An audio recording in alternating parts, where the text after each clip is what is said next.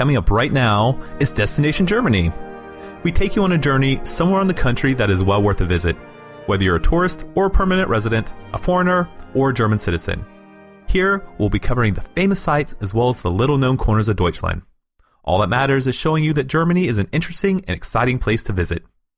If you enjoyed the destinations that we talk about each week, check out our website, thisweekingermany.de, and we'll have photos of each week's destination. The last destination that we covered was the Chiemgau area in southeast Bavaria.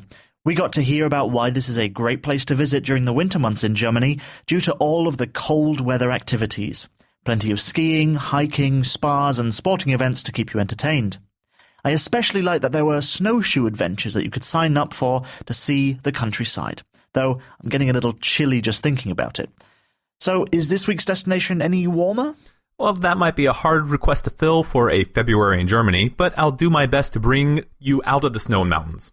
So last week we're in the southeast of the country, and now we're going pretty much as far away from that as you can get.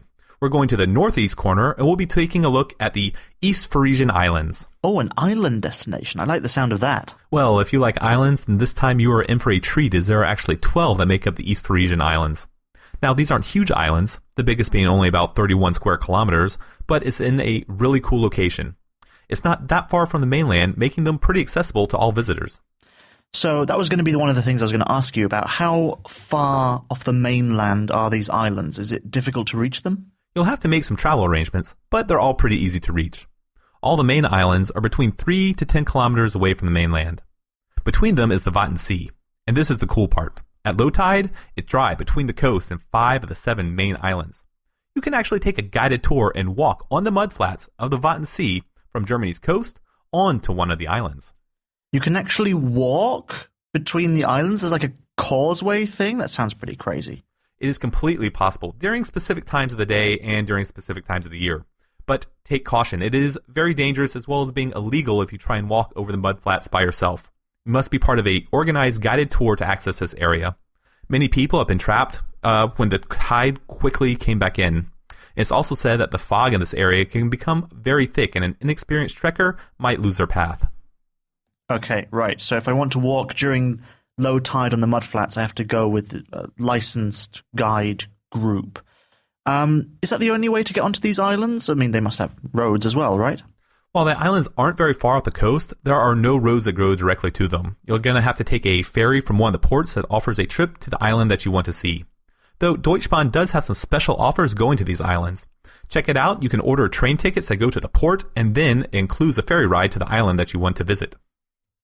So now that we've either taken a boat or walked across the mudflats of the Vatn Sea, what can you do on the islands themselves? One of the major attractions on most of the bigger islands are the beach resorts that have access to the beautiful sandy beaches of the North Sea. You can rent your own little covered beach chairs that seem to be so popular in Germany and take a swim in the waters. But again, be warned, these waters can get a bit chilly.